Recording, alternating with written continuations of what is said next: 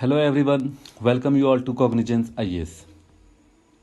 जैसा कि हम लोग जानते हैं कि हम लोग रेगुलर बेसिस पे 2 क्वेश्चंस करते हैं। एक क्वेश्चंस करंट अफेयर से होते हैं और एक क्वेश्चंस स्टैटिक पोर्शन से होते हैं। तो ये जो स्टैटिक्स पोर्शन का जो क्वेश्चंस है ये आपका 2 वीक्स पे हमेशा चेंज होते रहता है। जैसे हम लोगों ने वर्ल्ड ज्योग्राफी का क्वेश्चंस कंप्लीट किया है और अच्छी तरीके से लिखा है, जिसका आपको मॉडल आंसर्स का एनालिसिस आपका यूट्यूब चैनल पे प्रोवाइड हो जाएगा। तो नेक्स्ट क्या होगा, व्हाट नेक्स्ट? देखिए, नेक्स्ट आपका अब 10 जून से स्टार्ट होने वाला है एंड वो 8 जुलाई तक चलेगा पॉलिटी। जो बेसिक क्वेश्चंस पूछा जाएगा स्टैटिक पोर्शन से रिलेटेड रहेगा यहाँ पे। ओके, जिनका सिलेबस मैं इस वीडियो में एनालिसिस करूँगा और अदरवाइज एज वेल एज आपको इसका PDF आपको हमारे डिस्क्रिप्शन बॉक्स पे अवेलेबल हो जाएगा। तो चलिए स्टार्ट करते हैं आज का डिस्कशंस को, मीन्स आज के पॉलिटी सिलेबस को देखते हैं कि कैसे पढ़ना है, टॉपिक कहाँ से आएगा और किस तरीके से पढ़ना है, और रही बात कि कौन सा बुक्स को फॉलो करना है। ठीक, चलिए स्टार्ट करते हैं आज के पॉलिटी सिलेबस का डिस्कशन को। ये रहा हम लोग का daily mains answer writing polity का सिलेबस।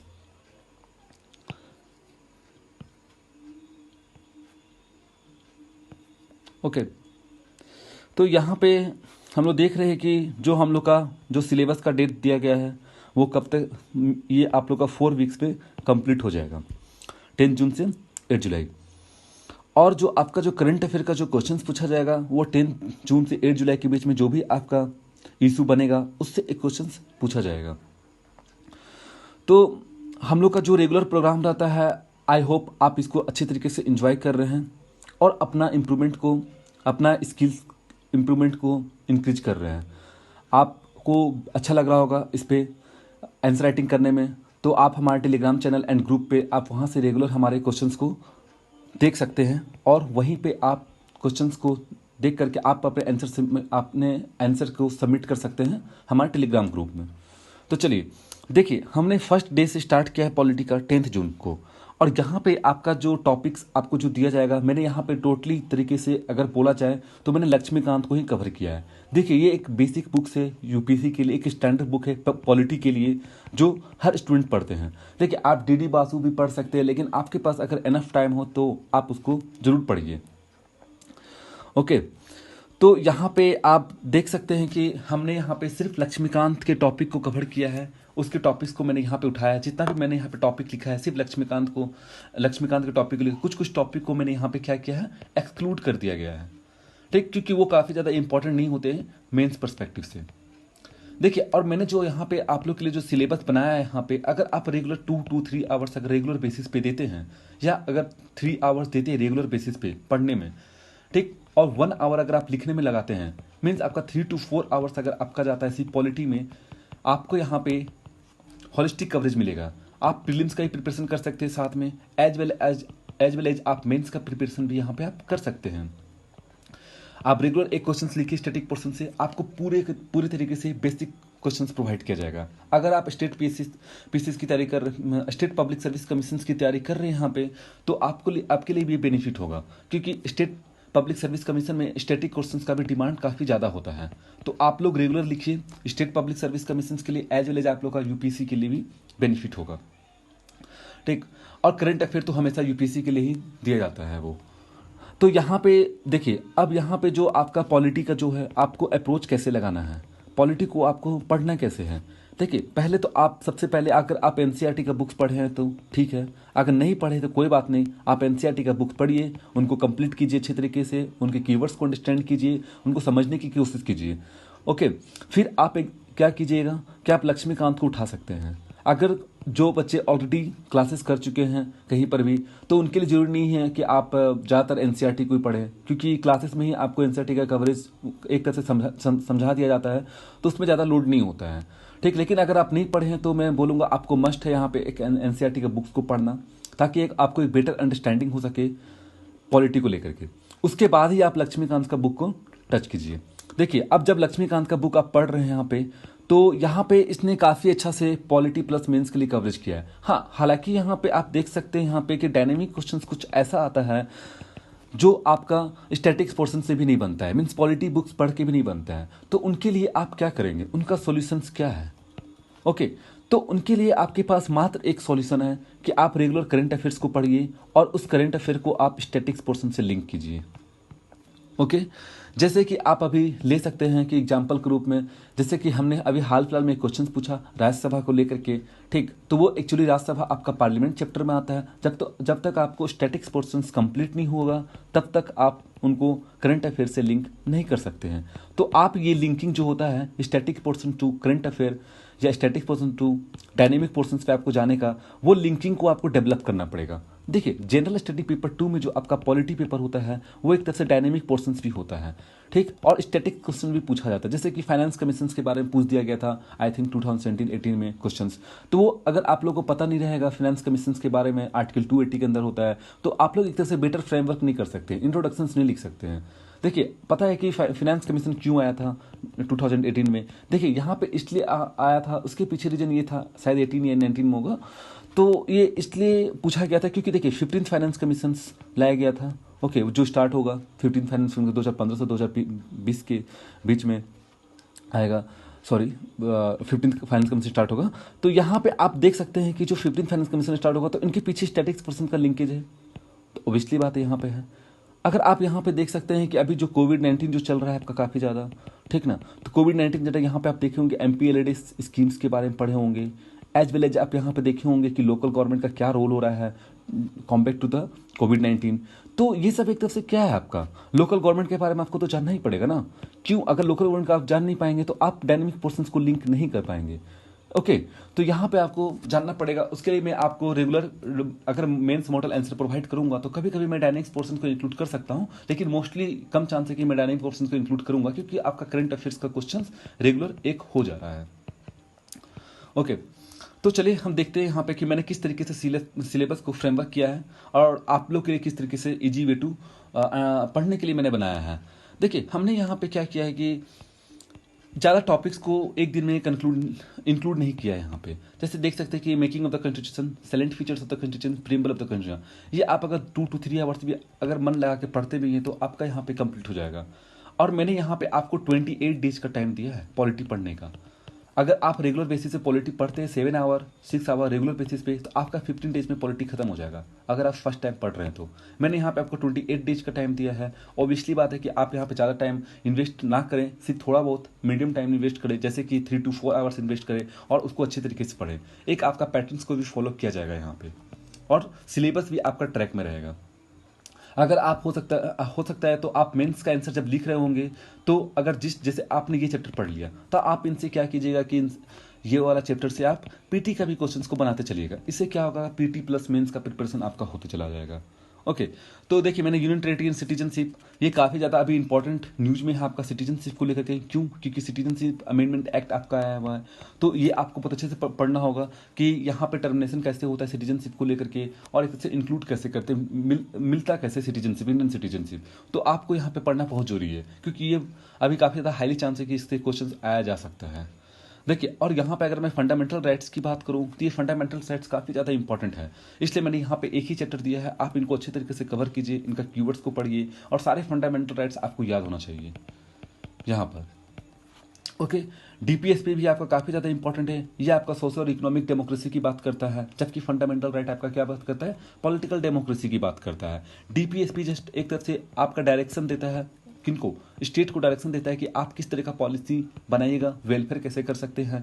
तो वो पॉलिसी स्कीम बनाने का जो भी डायरेक्शंस प्रोवाइड करता है वो डीपीएसपी प्रोवाइड करता है। ठीक, डीपीएसपी होता है एंड फंडामेंटल ड्यूटीज, एक तरह से जस्ट ड्यूटीज है। तो आप इसको देख सकते हैं कि मैंने यहाँ 2 कवर किया अच्छे तरीके से, आप यहाँ पे अच्छे तरीके से इसको स्टडी कीजिए। ये आपका पार्ट 1 आएगा यहाँ से लेके आपका यहाँ तक, ठीक, basic structures of the constitution. तो ये आपका पार्ट 1 आएगा, जिसको आप देख सकते हैं कि लक्ष्मीकांत में इसको अच्छी तरीके से इस सिलेबस को डिस्क्राइब किया गया, जिसको हम बोल सकते हैं कॉन्स्टिट्यूशनल फ्रेमवर्क। ओके, तो आप यहाँ पे इनको पार्ट 1 को अच्छे से स्टडी कीजिएगा, ये बेसिक होता है। अब यहाँ पे अगर आप जाते हैं पार्ट 2 में, तो पार्ट 2 आपका क्या आता है, यहाँ पे सिस्टम ऑफ गवर्नमेंट आता है यहाँ पे। तो मैंने यहाँ पे आपको बहुत अच्छा टाइम दिया, आप यहाँ पे स्टडी कीजिए इनको और अच्छे से पढ़िए, पीटी प्लस मेंस का क्वेश्चन बनाइए, ठीक। और सिस्टम ऑफ गवर्नमेंट आपका parliamentary system, federal system, central state relation, इसमें काफ़ी ज़्यादा इंपॉर्टेंट होता है आपका फेडरल सिस्टम। ओके, इनको अच्छे से पढ़िएगा, इनका फेडरल का कॉन्सेप्ट पढ़िएगा, फेडरलिज्म का कॉन्सेप्ट पढ़िएगा, डॉक्टर भीमराव अम्बेडकर ने क्या कहा है फेडरलिज्म को लेकर के।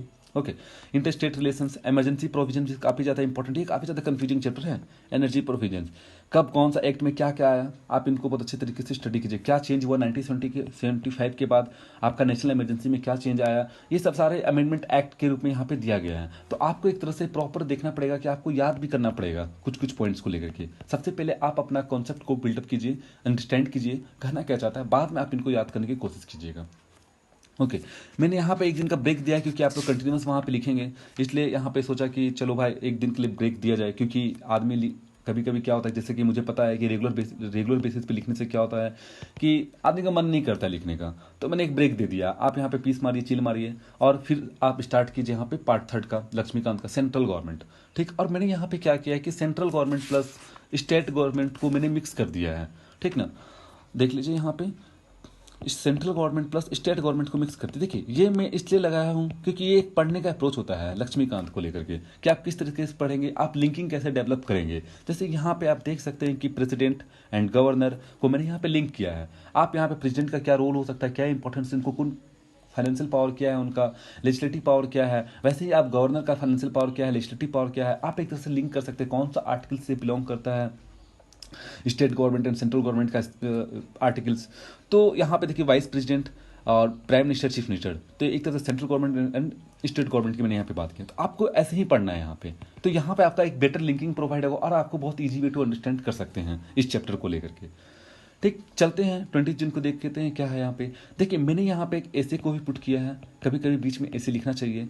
देखिए ये ऐसे आप लोग के लिए हो सकता है कि जो अभी बिगिनर होंगे उनके लिए थोड़ा डिफिकल्ट होगा, लेकिन बहुत ज़्यादा डिफिकल्ट नहीं होगा। बोलिए क्यों? क्योंकि देखिए ये जो क्वेश्चन है आपका, मैंने यहाँ पे ethics based, coated based, philosophy based मैंने यहाँ पे क्वेश्चन डालने की बात कही है। और मैंने इसलिए बोला कि डिफिकल्ट नहीं हो क्योंकि मैंने यहाँ पे थोड़ा सा हिंट दे दिया है। यहाँ पे आप देख सकते हैं कि मैंने हिंट दिया है, टॉपिक्स ऑन हैप्पीनेस पे मिलेगा, अदरवाइज वीकनेस पे मिलेगा। तो आप पहले से प्रिपेयर होकर रहिए कि हाँ हैप्पीनेस पे रहेगा तो मुझे कुछ ना कुछ कोटेशंस पता होना चाहिए, किसने क्या कहा था। ठीक है, आप एक तरह से प्रिपेयर हो सकते हैं। तो जो बिगनर है उनके लिए थोड़ा सा डिफिकल्ट है, लेकिन जो बिगनर नहीं है उनके लिए डिफिकल्ट ये नहीं है। ओके, तो यहाँ पे आप ऐसे को लिखिएगा कितने वर्ड्स में, 1250 वर्ड्स में, सॉरी 1100 टू 1250 या 1200 वर्ड्स में आप इसको लिखिएगा।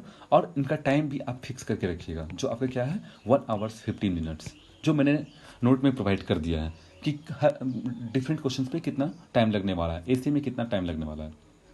ठीक, फिर मैंने यहाँ पे अगर आप जाएंगे 20 जून को, आप देख सकते हैं यहाँ पे मैंने क्या किया है कि सेंट्रल गवर्नमेंट स्टेट गवर्नमेंट को यहाँ पे फिर मैंने मिक्स किया, central council of minister, cabinet committee, state council of minister.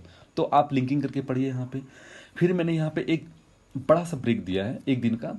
तो यहाँ पे आप देख सकते हैं कि ब्रेक किस लिए दिया है यहाँ पे, पार्लियामेंट चैप्टर को स्टडी करने के लिए एंड स्टेट लेजिस्लेचर को स्टडी करने के लिए। और देखिए ये सबसे इंपॉर्टेंट चैप्टर तो होता है पार्लियामेंट एंड स्टेट लेजिस्लेचर। तो आप क्या कीजिएगा, दोनों को लिंक करके अच्छे तरीके से पढ़िएगा, क्या क्या होता है, क्या क्या फीचर्स है इनमें। जैसे आप देख सकते हैं organisation of the parliament, systems of election of Lok Sabha and system of election of the state legislature, member of the legislature, durations of the 2 house, members of the parliament, presiding office of the parliament, leaders in the parliament, क्या क्या है यहाँ पे। आप यहाँ पे multi functional role of the parliament को देख सकते हैं, बजट कैसे पेश होता है पार्लियामेंट में। तो ये आप लिंक कर सकते हैं, पढ़ सकते हैं पार्लियामेंट और स्टेट लेजिस्लेचर को। तो यहाँ पे हो सकता है कि मैं 24 जून को आपको सिर्फ स्टैटिक्स पोर्शन का क्वेश्चन दूं, मीन्स आपको पार्लियामेंट और स्टेट लेजिस्लेचर का क्वेश्चन दूं, करंट अफेयर का क्वेश्चन यहाँ पे मैं नहीं डालूंगा। हो सकता है, इट्स मे बी, ओके, ये पॉसिबल है यहाँ पे। क्योंकि यहाँ पे देखिए ये बड़ा चैप्टर है, तो यहाँ पे एक क्वेश्चन डालना सही नहीं रहेगा। यहाँ पे एक या दो क्वेश्चन तो एटलीस्ट तो डालना ही चाहिए इस जगह पे।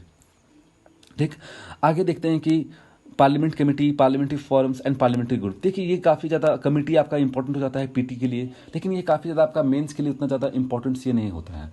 तो आप यहाँ पे देख सकते हैं committee and group forum and पढ़ लीजिए आप अच्छे तरीके से। इस पर क्वेश्चन आपको पूछा जाएगा, लेकिन मेंस में आपका इतना ज़्यादा इंपॉर्टेंट नहीं हो। जैसे कि आप देख सकते हैं पब्लिक अंडरस्टैंडिंग कमेटी हो गया, एस्टिमेटेड कमेटी हो गया, तो उनका क्या रोल है, वो किस तरीके से पार्लियामेंट के फंक्शंस में एक तरह से इंपॉर्टेंस रोल निभाता है ये सब कमेटी, और उनका एक्चुअली में क्या बेनिफिट हो रहा है। ठीक, तो इस तरह का आप पढ़ सकते हैं मेंस पॉइंट ऑफ व्यू से। और पीटी पॉइंट ऑफ व्यू से आपको यहाँ पे क्या पढ़ना होगा, यहाँ पे आप देखना होगा कितने मेंबर है वहाँ पे, कौन चेयरमैन बन रहा है, तो आपको ये सब चीज़ पता होना चाहिए। तो आपको एक तरफ से यहाँ पे रटने वाला चीज़ ही यहाँ पे बोला जा सकता है।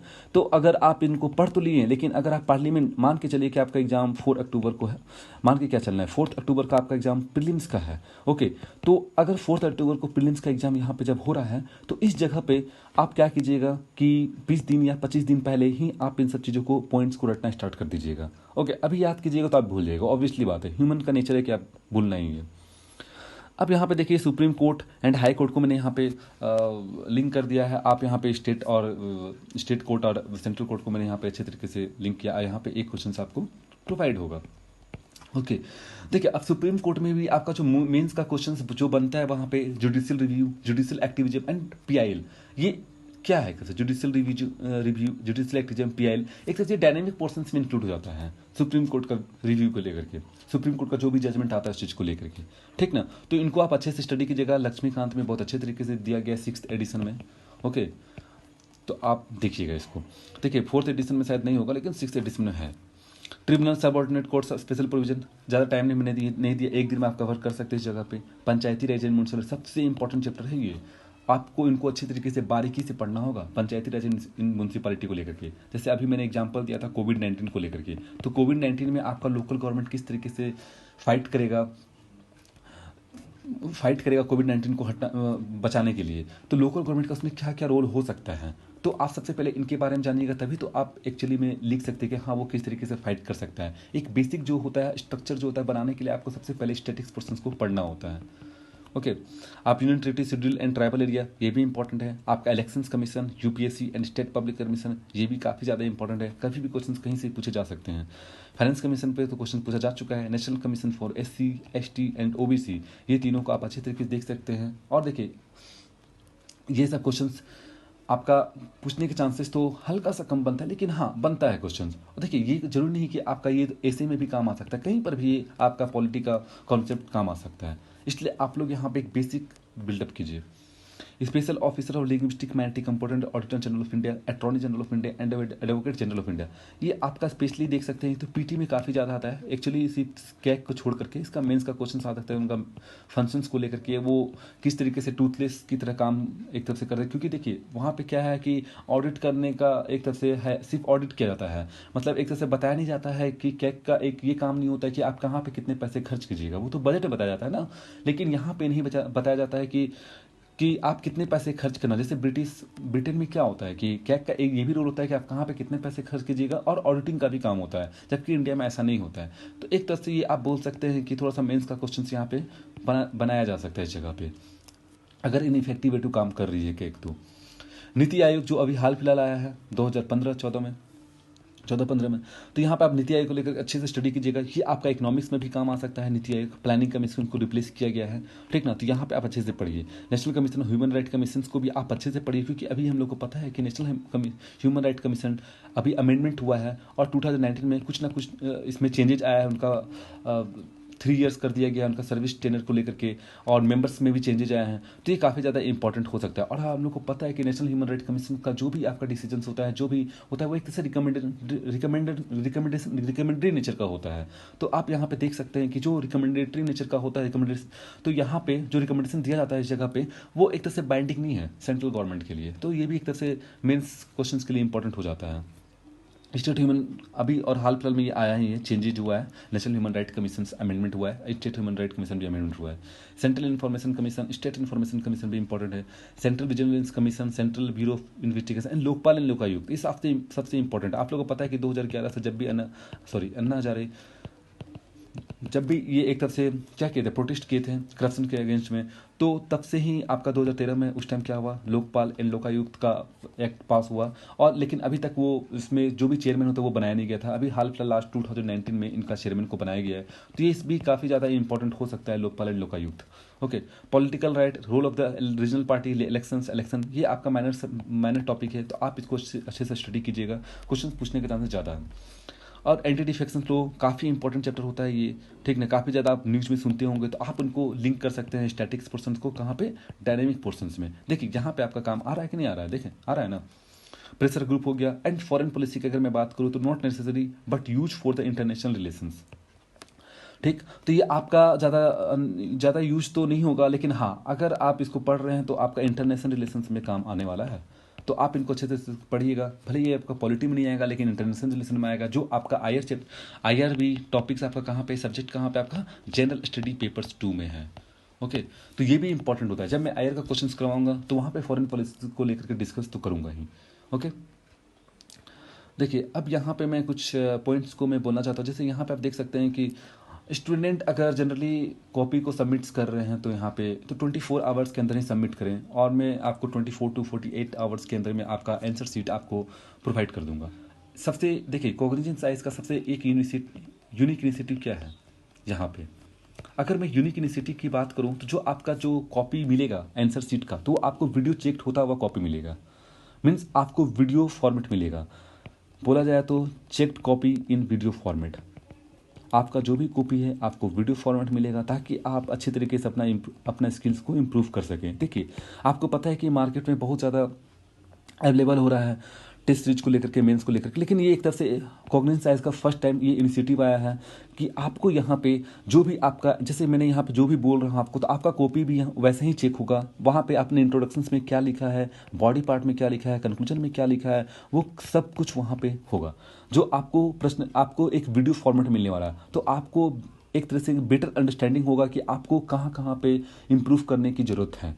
ओके, तो ये एक, हाँ लेकिन आप यहाँ पे क्या कीजिएगा कि आपका जो आंसर शीट है वो आप टेलीग्राम चैनल पे अपलोड कर दीजिएगा। सॉरी, टेलीग्राम चैनल पे क्वेश्चंस देखिएगा एंड टेलीग्राम ग्रुप पे आप वहाँ पे आंसर को सबमिट कर दीजिएगा। लेकिन हाँ विदिन 24 आवर, उसके बाद लेकिन आपका late submission shall not be entertained. Okay, ideal writing time की अगर मैं बात करूँ तो एक क्वेश्चन 10 मिनट का है जीएस का। एक्चुअली 9 मिनट मिलते हैं लेकिन 10 मिनट मैंने दिए यहाँ पे, अभी स्टार्टिंग टाइम है तो। And GS and current affair को आप यहाँ पे देख सकते हैं तो 1 आवर 15 मिनट्स। देखिए जो बच्चे अभी बिगनर में है तो उनको कोई ज़रूरत नहीं है टाइम्स को फॉलो करने को लेकर के। अभी आप लिखिए, आराम से लिखिए, कोई प्रॉब्लम नहीं है आपको, ठीक। लेकिन हाँ लिखिए आंसर, रोज़ 2 आंसर लिखिए। अगर आप 5 टू 6 मंथ या 4 मंथ आपका प्रिपरेशन हो चुका है यूपीसी को, या अगर आप जान रहे हैं यूपीसी क्या है, एनसीईआरटी बुक्स पढ़ लिए हैं, तो आप आंसर राइटिंग कीजिए। 1 आवर अगर आप कीजिएगा तो आपका स्किल भी डेवलपमेंट होगा। ओके, और महीने में या 1 मंथ में 2 ऐसे लिख दीजिए जो मैं आपको प्रोवाइड करूंगा। और सबसे इंपॉर्टेंट बात यहाँ पे ये है कि आप लोग अगर फाइल को सबमिट कीजिएगा तो पीडीएफ फॉर्मेट में सबमिट कीजिएगा। लेकिन यहाँ पे एक और इशू बनता है कि जब भी आप केम स्कैनर से आप आंसर शीट को स्कैन करते हैं तो यहाँ पे आप क्या कर रहे हैं, तो आप भी जब एक चीज़ यहाँ पे कर दीजिएगा, मेरे लिए ईजी होगा वो चीज़, हम लोग के लिए ईजी होगा, कॉग्निजेंट आई टीम्स के लिए ईजी होगा। यहाँ पे आप क्या कर सकते हैं कि जब भी आप केम स्कैनर में स्कैन करके अगर आप फाइल को सेव करते हैं, कहाँ पे, केम स्कैनर में, तो वहाँ पे आप जो फाइल का नाम दीजिएगा वो अपना फाइल का नाम कुछ भी, जैसे कि मान लीजिए विकास है तो आप अपना नाम विकास कुमार लिख करके वहाँ पे आप क्या कर दीजिएगा, अपना फाइल का नाम और डेट, आपका जो फाइल का नेम रहेगा आपका डेट और आपका नाम के साथ एसोसिएट रहना चाहिए। इससे क्या होगा कि अगर मैं फाइल को वहाँ से डाउनलोड करता हूँ टेलीग्राम ग्रुप से, और अगर मैं कॉपी को चेक करता हूँ तो डायरेक्टली आपका जो फाइल है हमारे सिस्टम में आपके नाम और डेट से सेव हो जाता है। तो मुझे वहाँ पे नाम चेंज करने का दिक्कत नहीं आता है। मैं कितना बार बार आप लोगों का नाम और डेट को चेंज करूँगा। तो आप लोग यहाँ पे एक कोशिश ज़रूर कीजिएगा कि जब भी आप केम स्कैनर से फाइल को सेव कर रहे हैं तो आप वहाँ पे अपना नाम और डेट को एसोसिएट करके वहाँ पे अपना फाइल को सेव कीजिएगा, तभी आप अपलोड कीजिएगा केम स्कैनर टेलीग्राम ग्रुप में। देखिए बहुत लोग क्या करते हैं कि फाइल तो सेव कर लेते हैं केम स्कैनर में, वही रहता है केम स्कैनर 1042 कुछ लिखा रहता है फाइल का नाम, वो क्या करते हैं टेलीग्राम ग्रुप में तो डालते हैं, अब वहाँ पे क्या करते हैं अपना नाम और क्या करते हैं डेट लिखते हैं। वहाँ वैसे मत लिखिएगा, आप फाइल का ही नाम, अपना नाम और अपने डेट से इंक्लूड कीजिएगा, जोड़ दीजिएगा। ओके, और यहाँ पे आप देखिए रेगुलर लिखिएगा तो आपका कॉन्फिडेंस भी बिल्डअप होगा आंसर राइटिंग को लेकर के, और कंटेंट को ज़्यादा तवज्जो दीजिएगा लेंथ के बजाय।